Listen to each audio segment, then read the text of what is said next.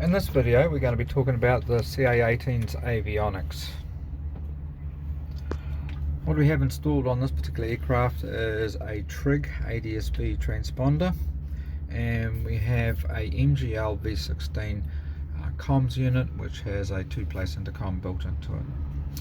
We also have a remote switch. And also too, part of the deal on this particular one is the iPad, which I'll cover in another video. For the comms here, to turn on the comms we need to come up to the master avionics and turn on. The rocking around is just the breeze inside out here, which is gusting about 15 knots, but it's okay.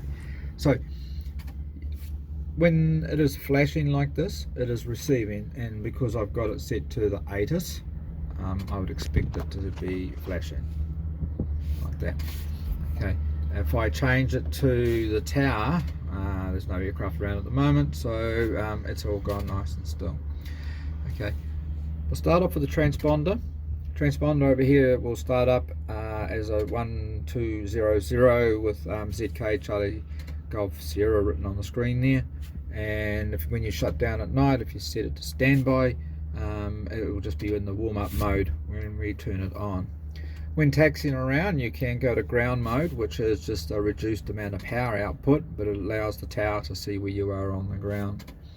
Prior to takeoff, you'll set that to altitude, and it will just act as a ADSB transponder and bring up flight information there of your height and your altitude. We'll just go back to standby. Okay, so that's a transponder. How do you change the code on the transponder? Easy. This knob here, if I start turning it, we'll see 2's come up. Alright, like that there. Enter that one, come up. Sorry, this is not looking good.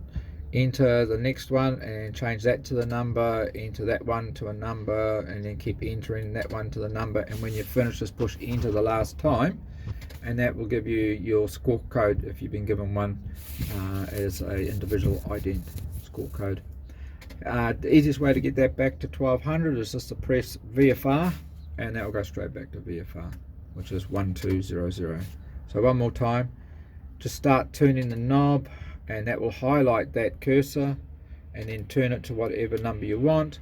Press enter to step over to the next number, rotate that around until you get what you want, enter, enter, and on the last one enter, and it's transmitting on that squawk code, and VFR to return you back to 1200. For the MGL here, you can see that's flashing now, so someone's talking to the tower here at Tauranga. This is on this side is the volume. You can see the little green bar going up and down for the volume, and this side is frequency. So if you want to do this manually, you just push the button once, and that will flip-flop it. So flip-flop it to whatever frequency you want to keep and transmitting on. In this case, we'll just stay on the ATIS one here. So again, just start turning, and that will highlight that part of the frequency. Oh, you got to keep doing it, and then start turning it again, and going down will take it down to a number, going up to a number, and then when you want to go to the other side, push, and that will set that one, and then when you do that one, and then push when you're finished. Okay, and that's how you set the frequencies on it. So one more time for how to do that. Start turning the knob here, the outer knob, and you get that to change your frequency. Push it again, changes the next number. Push it again, changes those numbers, and then push it again when I want to accept it. And to transfer it from standby to active, push the button. Also set up with this V16, as I mentioned before, it has a remote switch here. So a short toggle up, so a quick toggle up, will scroll through the frequencies that have been stored in the memory bank here.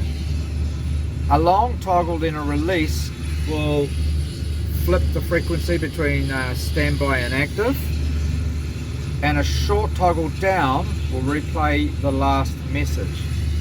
So Here we have 118.300, which just happens to be tower on the tower, as we got written up on there.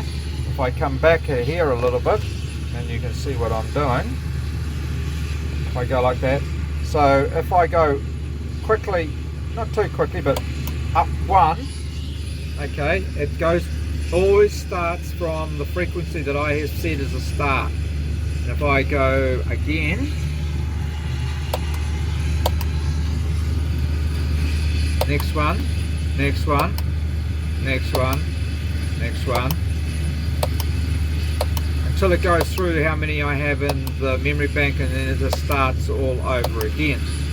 So if I was to go to ATIS, which is here, and I wanted to transfer that from standby to active, I would lift this up and hold it momentarily and then release, like that.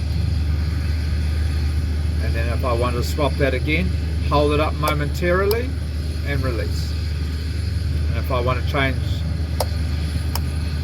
like that, then I can change the bottom frequency. Now you see how that jumped all the way to 1183, because that's where I have it set as the base start for all the addresses and frequencies.